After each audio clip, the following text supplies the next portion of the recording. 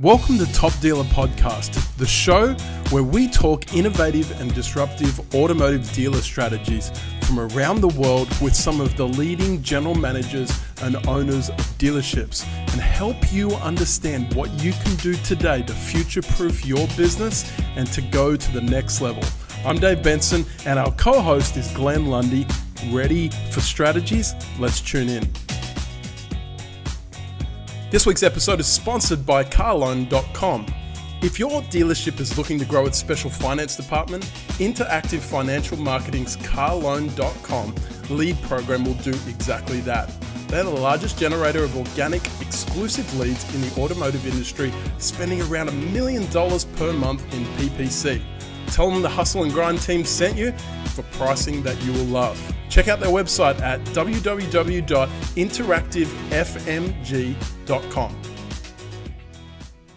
Welcome to Top Dealer. I'm Dave Benson. This is the show where we share... Blah, blah, blah, blah, blah.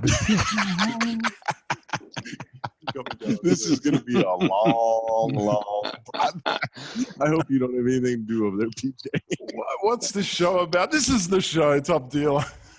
I'm cool for hours. I need a good catch up with both of you guys. Yeah, great. So I'm cool. I just clear the schedule. I've just locked my office door, so no one. I've slid the thing onto Do Not Disturb.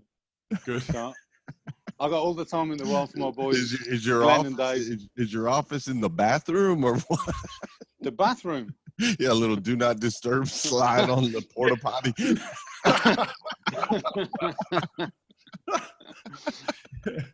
Dude, I had to get it, man. My office is like a train station. There's that many people coming in and out. Yeah, I believe it. I put Do Not Disturb, and I got. Well, anyway.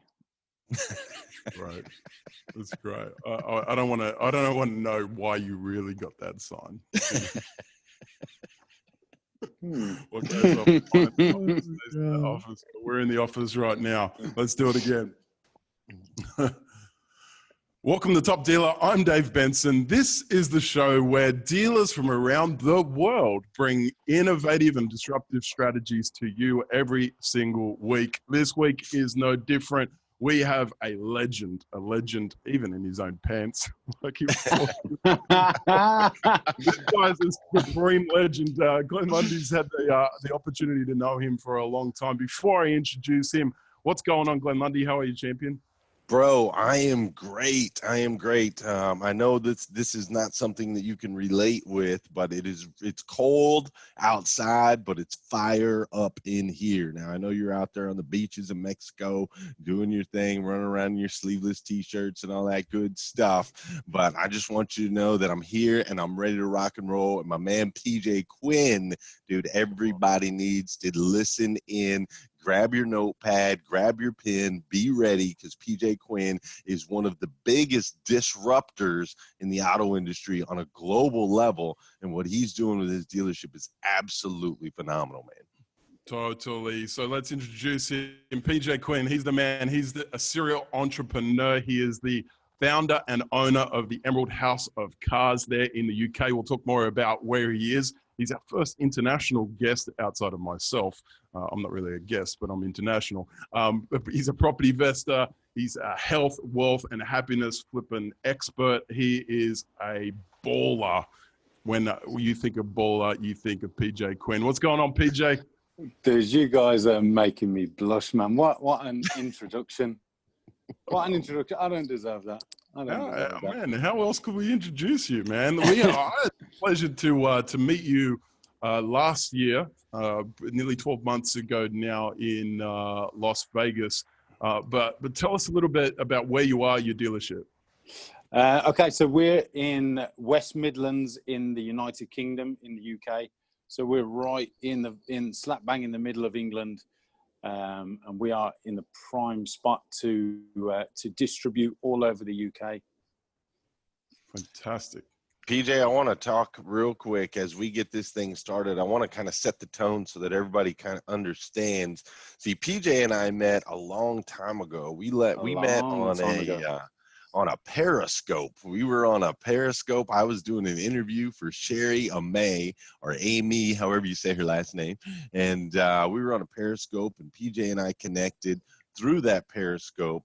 And one of the things that I found, really interesting was your dealership out there. Things are a lot different in the Crazy UK different, than yeah. they are in the United States. And so you were kind of breaking down you guys would ballet cars, and there's just all kinds of different stuff. So why don't you explain to everybody kind of what the structure of your dealership looks like, the kind of cars that you guys sell, and maybe some of the things that you have to work around because of the laws and regulations out there.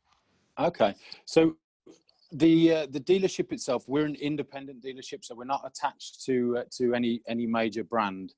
So we've got the freedom of being able to retail all makes, all manufacturers, and we've got about I think, Glenn, when I met you, we probably had about between 30 and 50 cars in stock. We've probably got in the region of 120 in stock now. Since we originally met, Dan, we've expanded once, we've expanded twice, we've opened a workshop. We're since opening another service and MOT centre. Pretty much this week we're getting in there. We've just grown and grown and grown, and a lot of the growth is because of the things that I experienced when I came over and spent a little bit of time in little old Paris, Kentucky, with you when you were at Dan Cummins, and the things that I saw there. I think there's a little bit of the US is maybe a little bit in front of the UK in terms of what the top performers are doing. So I just brought a little bit of that, what you guys were doing back there, embraced the culture, focused on training, and really started to realize that, there was a better way of doing things than a lot of the traditional people were doing in the UK.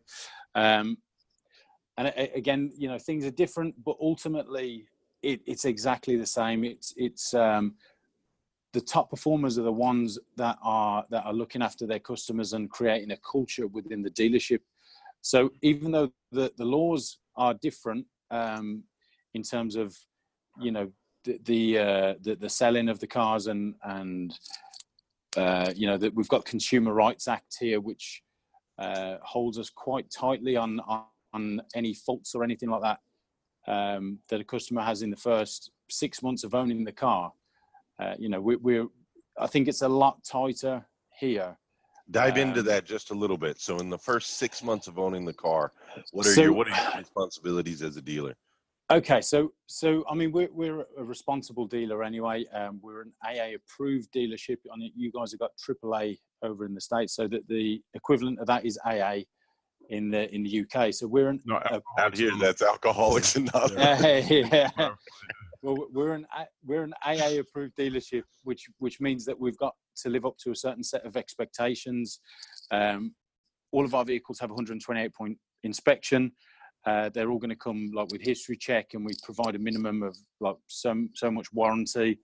But there's only a certain amount of dealerships like this in the whole country, so that gives us a little bit of credibility.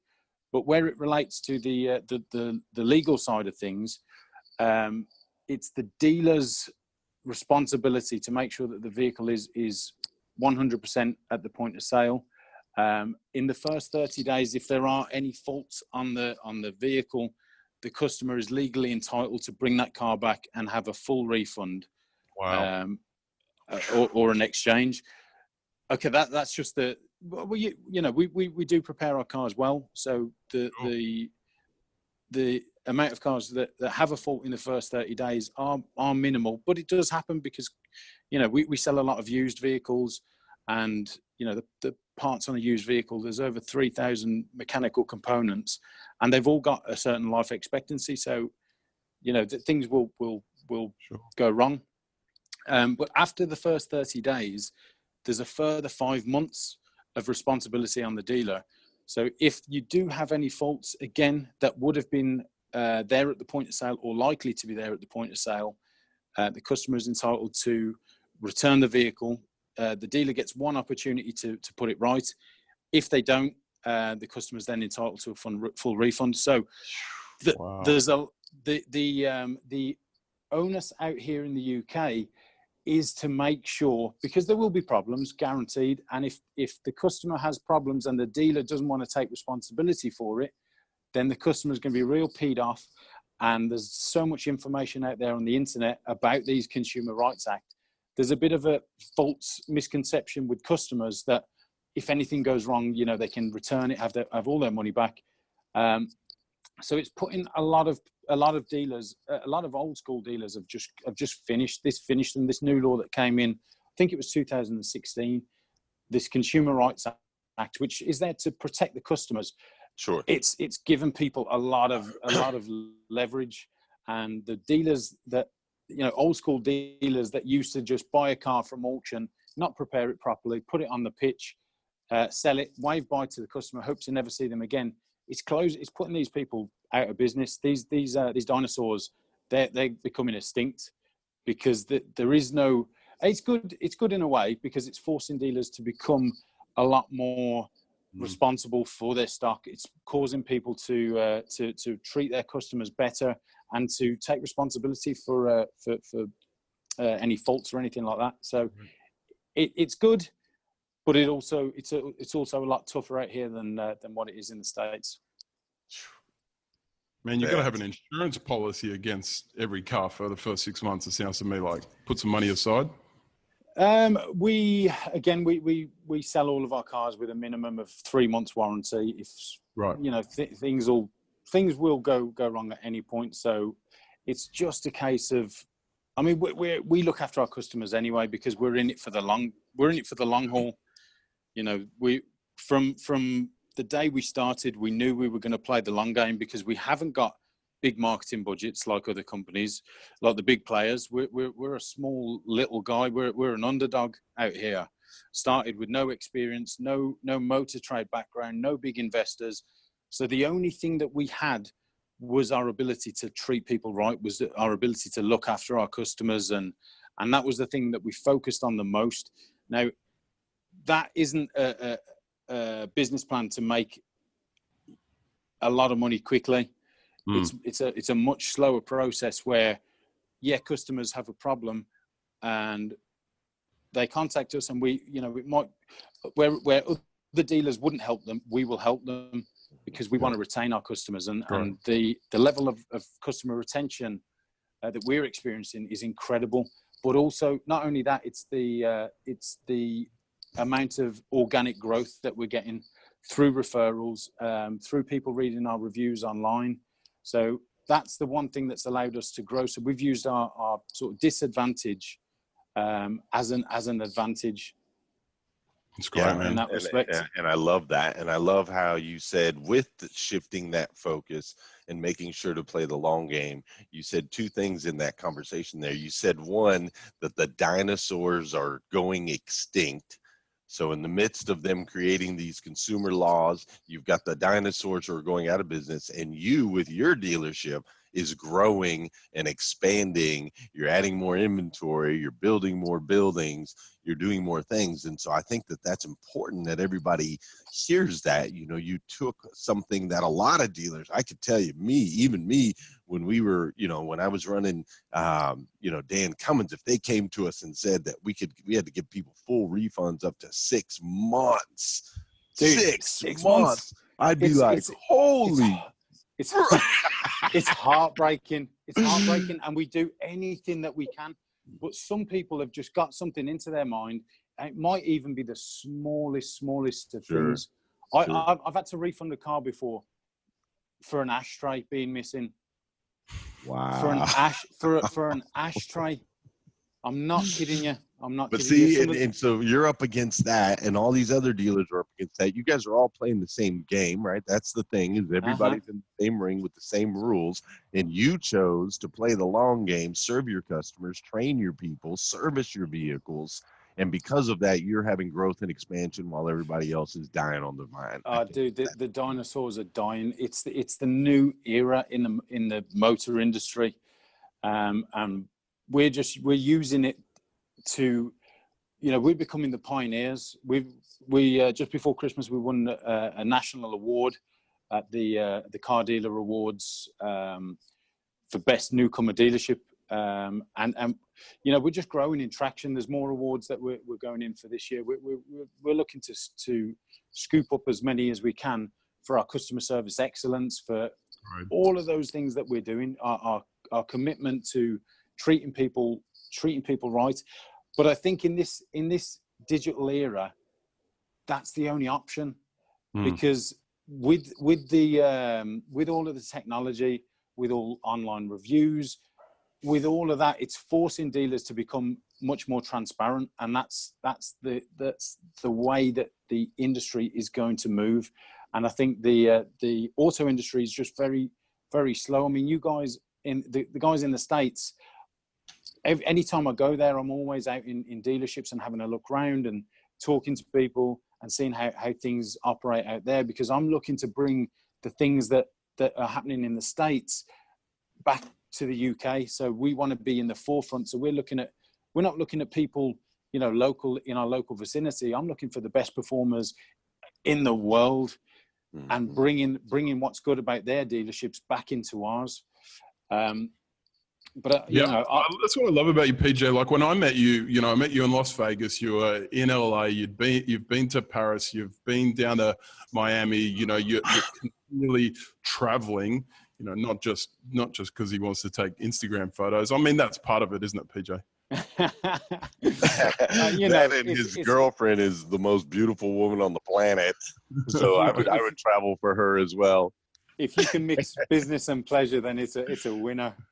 Tax write-off. Well done. Tax write-off. So, but you do that to bring the ideas back. But you've got some big dreams. You've got some big things on the horizon. Tell us firstly what innovation and disruption means to you. Like, what are you actually physically doing right now outside of customer service to be able to innovate, especially online? Okay. But what does it mean?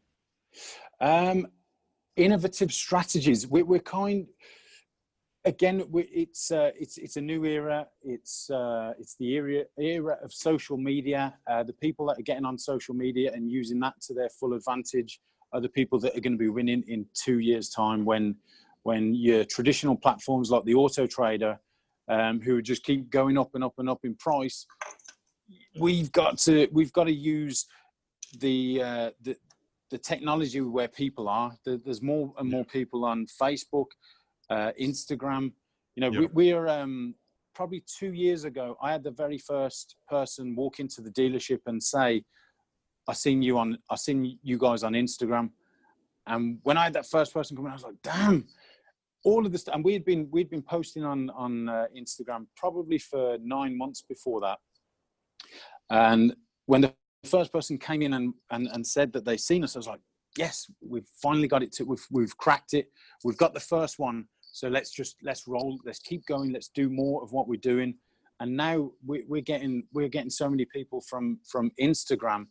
And I know certainly there's other dealerships that are doing it. Not main dealerships. There's other small dealerships and individuals that are doing it very, very well, and using Instagram, the likes of the things like Instagram, as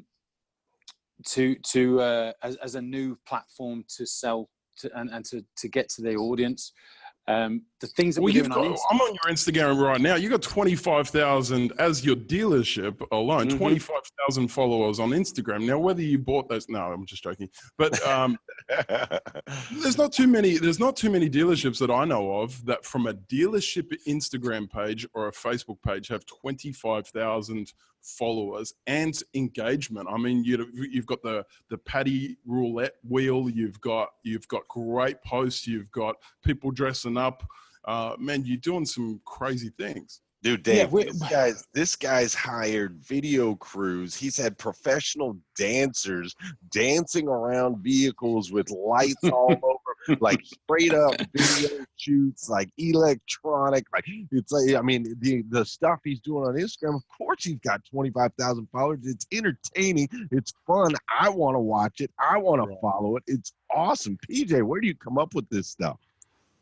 Oh man, there's so much that we're doing, and so much that we haven't yet done, and so much that we've got in production and going on behind the scenes right now. The the whole thing with the Instagram thing, I knew that was going to be the big thing, and we invested in it early, like 3 years ago. We started. I had one of my sales execs, and his sole, well, not his sole, but his part of his responsibilities in a day, we portioned off a section at a time, and he started growing that Instagram account. Then we started, we were doing like posting viral videos for a long time, and we were getting millions of views per week. And it was just, we were kind of figuring it out and using Instagram to see how can we reach more people. So yes, we have got a lot of followers on there. I'm very, very keen to get the engagement up, because that's the most important thing, is how do we engage with the customers. So when we started using Instagram stories, we were getting thousands of people a day watching our stories, and they were kind of watching us like you'd see the same names tuning in every day. So we were kind of showcasing behind the scenes. We were using it as a behind the scenes, kind of like a soap opera, yeah. And people were getting to know the guys. People would be recognizing me when I was out. I had one customer come in the other day, and she come straight in and hugged one of the sales girls, because she'd built up that sort of connection, and she felt like she knew them because we were watching them. She was watching us online. But yeah, I mean, we're doing some crazy things. We've got the Paddy Roulette, which is a live game show with a proper host in a green glittery jacket. I love it. The customers walk into our showroom and they're blown away. They're like, "What the hell is this? Have I stepped into a scene from Las Vegas?" They're like, "I've never seen anything like this before." We've got our reviews like literally scattered all over the walls. I've got two walls just full of reviews. We've got a huge green chrome Land Rover Defender in the middle of the showroom. The stuff that we're doing for the marketing is just to catch people's eye. It's something different. It's something that they've never seen before. And when we do catch their attention, underlying what we then want to do is get our message across to them. Like we're on a mission to become the best car dealership in the UK. We pride ourselves on traditional family values. We put customers first. You get the VIP experience. So there's a whole level of professionalism under the wild marketing that we use to catch people's eye. You know, that's what we want to do ultimately, is catch people's eye by doing things a little different. We just one of the other. PJ, I gotta say, for those listening, if you don't follow Emerald House of Cars on Instagram, go and check it out. I mean, as soon as you start scrolling through, I want to buy a car at this dealership. Now, I've been to East Midlands, to the airport at East Midlands. Don't ask me why or how, but let me tell you, it was an expensive Uber from Heathrow. Ouch. Ouch. Dude, you should have rang me, man. I would have come and picked you up in the chrome green Hulk truck. VIP but I'm style. Like, you're not just a pre-owned dealership that, you know, just plods through and talks about customer service. Man, you're creating traction in the social marketplace, man. You're a disruptor, because we're seeing stuff. And like, I love what you said. You said about Instagram story sort of being the behind the scenes. What did you say? Like sitcom, you know, it's like there's two things with this Instagram stories. And again, it's something that's new. It's innovative. We're actually, you know how you got the swipe up feature on Instagram? Mm-hmm. Literally, you can buy a car from Instagram. We've got the things. We'll any new car that comes into stock, we'll take some cool pictures of it. We might do a little bit of a walk around video on it. And then we'll put the weekly price or the monthly price, and also a link. So if you swipe up on the car as you're seeing it, swipe up to reserve the car, swipe up to apply for finance, swipe up to find out more details. And the very first car that we sold on Instagram, I'm like, what is this real? We're selling cars on Instagram for free. It's just incredible, and it's the way that the future is going. So, we're using that. We're also started recording some behind the scenes, because there's a couple of guys that I follow on social media, a couple of guys that I know, and they're doing like vlogs and things like that behind the scenes at the dealership. So what we're actually doing now is recording a kind of, it's like a documentary series of what goes on behind the dealership. Again, we want to add to the transparency, let people know what goes on behind the scenes, allow people to become connected with us. You know, it's the more we can do to add to transparency and to showcase and get a connection and build that relationship. We're just, you know, we're not here to sell cars. We're here to create relationships that are going to last a lifetime. Man, you know, it's a lot like, oh, sorry, Dave, go ahead. No, you go, Glenn. I was just going to say, it's a lot like, you know, if you look at, you know, I want to go get a date, right? I want to go out and I want to meet a girl, right? And so I dress up and I make sure that I look real pretty. I look good. I got my hair cut, got my eyebrows done. I do all that stuff, right? And I walk into the club. You got your eyebrows done. Yeah. I walk into the club and there's all kinds of noise and there's people and there's stuff going on everywhere. And I've got to be different. I got to stand out. And I got to catch that girl's attention, right? I got to catch her eyes in the beginning. Now, once I catch her attention, then we can have a conversation, right? Then I can tell her who I am, what kind of person I am, and the value that I have to offer, right? That's when the pitch comes in. And that's what PJ's doing with Instagram, is he's becoming so attractive to where he's got those initial eyeballs, and then the initial eyeballs are like, okay, this guy's attractive, and not just in a physical way, but this dealership is attractive. I like what this dealership has going, and now tell me more. And then he's giving them the value adds. And I love that, because there's so many dealerships that have it backwards. There's so many dealerships that go straight to trying to sell me something, or they go straight to trying to sell people something. They go straight into their value adds.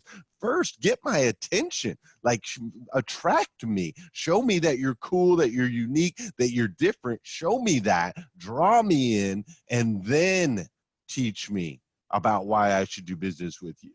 And that's what I think PJ does, you know, spectacularly, that a lot of the dealers, everybody that's listening to here, or that's listening to the podcast today, needs to take notes on that. Look at what you're currently doing in your advertising. Look at what you're currently doing on social. You know, I know a lot of dealers who think that Instagram for their dealership is a place to put nothing but pictures of vehicles. That's what they think. I'm not going to follow you if all you're going to do is try to sell me a car all the time. Exactly. However, there's just nothing entertaining going on. People want to be entertained. They're on Instagram to be entertained. That's it. So exactly what you're saying, Glenn. Dude, you're not going to follow. You start showing some dude breakdancing, pop, pop, pop. He's pop locking, and they had a breakdancing battle, right? So there was two guys. One guy was one color, another guy was another color, and they're breakdancing and they're doing a battle. And the whole time they're battling, there's this gorgeous green Land Rover, and it's on a turntable and it's spinning around and everything. And I'm like, this is dope. And then after that, it's like, okay, hey, my name's PJ. I own Emerald Auto Sales. You should do business with me because I'm a rock star, right?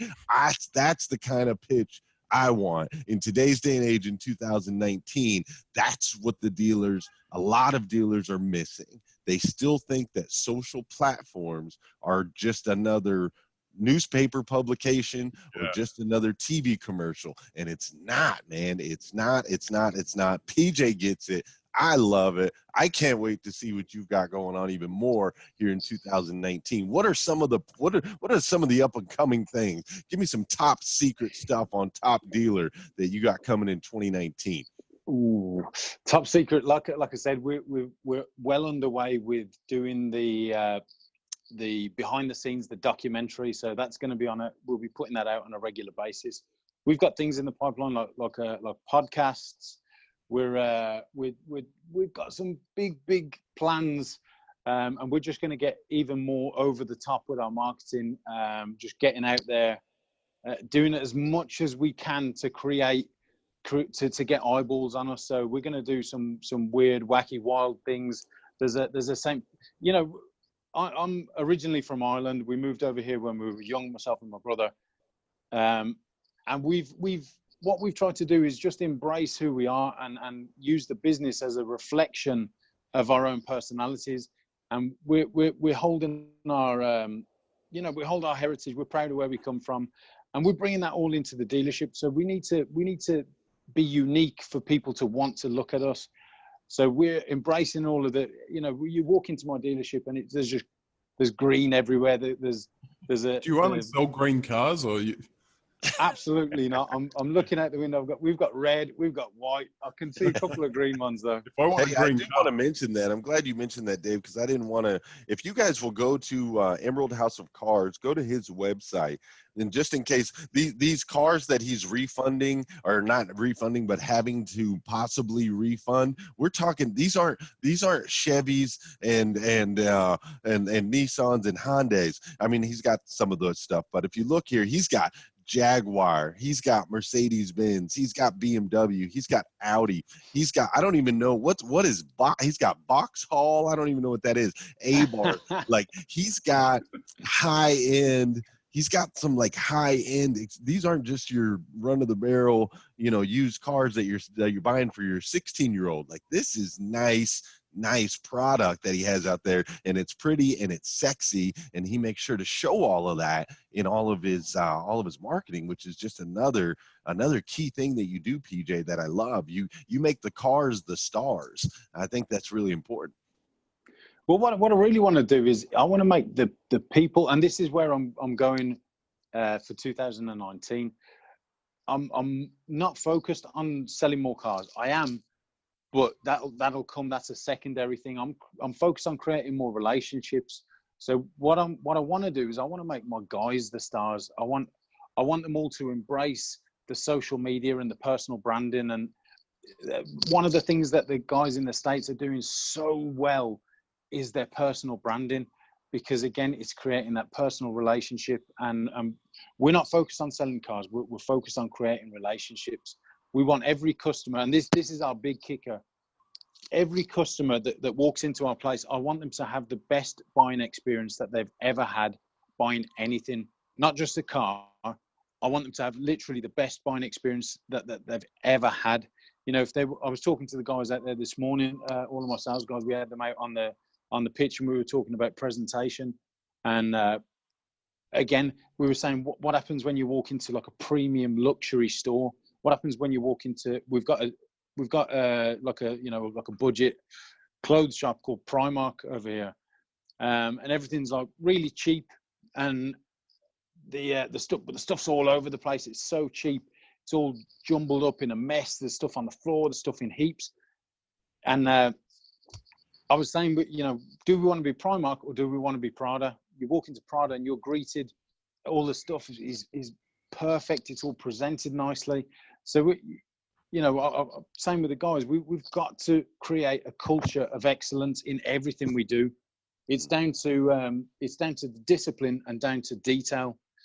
So we need to be disciplined every day to do the things that we need to do to create that culture of excellence, and right, to create that experience for the customer that they've never had in their entire lives. And that is what we're doing. And that's so sorry to you off. No, I was looking at your website and I saw, when you're talking about this, the Emerald Promise. Talk to us about that. Again, it's all building on this customer experience, on the customer journey.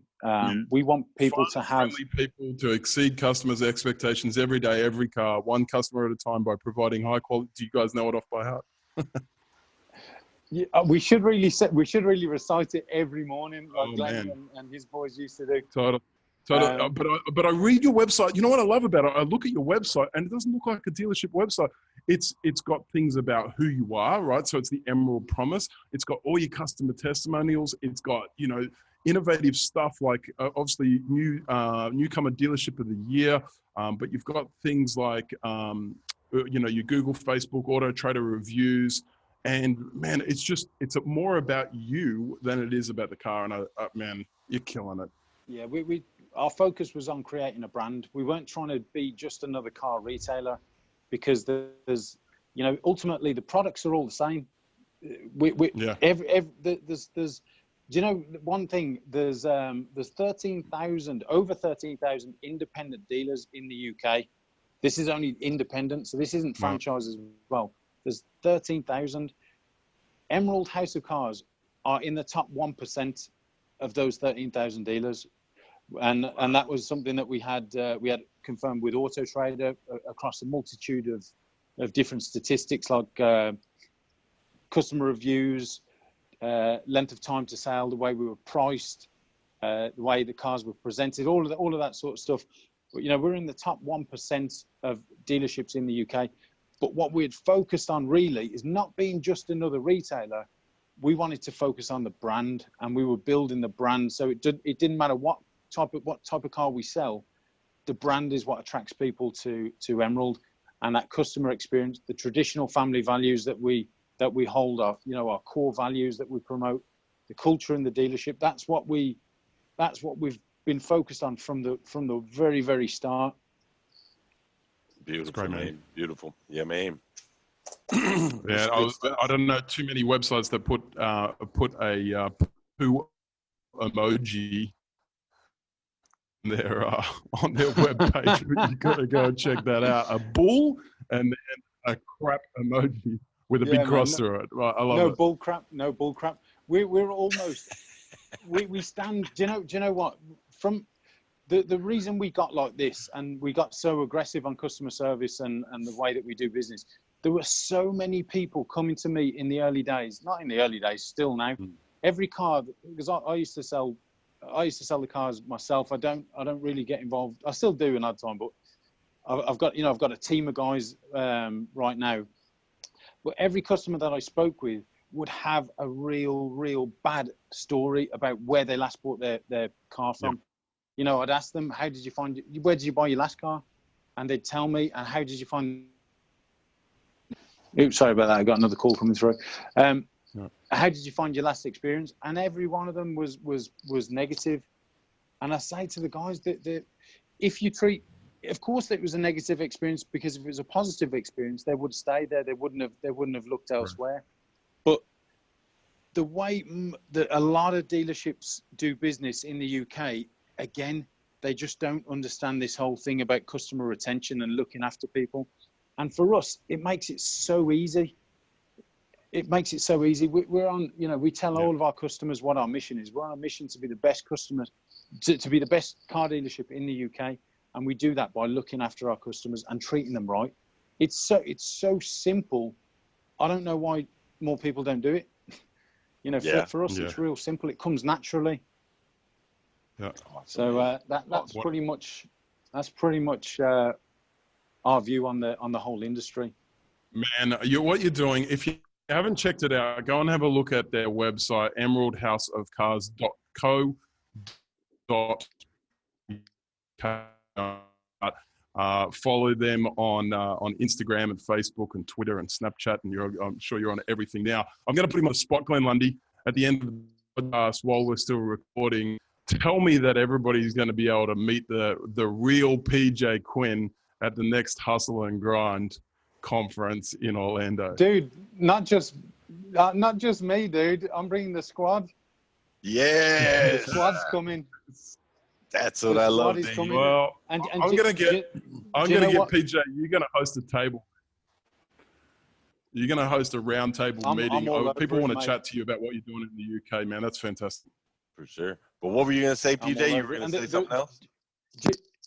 Do you know the reason why?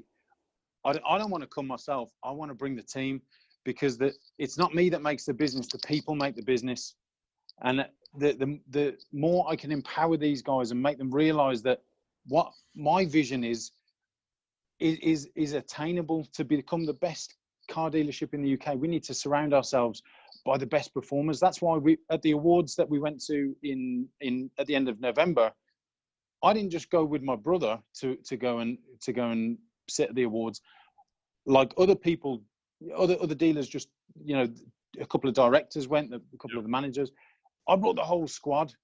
When the guy that was hosting the awards read out the name Emerald House of Cars, the place erupted. We went crazy. Love it. And because I wanted to get my guys into the headspace of where the winners are at. Yeah. I want them to feel a big part of it, and going to things like that, surrounding ourselves with the guys that are going to be there at Hustle and GrindCon. I'm all over that, man. I'm no chance am I going on my own. I'm bringing part of the team with me. Bring the dartboards as well, because, you know, I think when I think Emerald House of Cards, I'm thinking like the World Dart Tournament, you know, everybody on the table. I think that's what we should turn Hustle and Grind conference into. Let's have some darts tournaments. Look, PJ, it's been an absolute pleasure to have you on the show, Top Dealer. It's been excellent, man, and look forward to seeing your progress in 2019. Thanks for tuning into this week's episode of Top Dealer. Make sure you go and visit our website, thesaleshustlers.com, for all the other episodes, and I look forward to seeing you on next week's episode.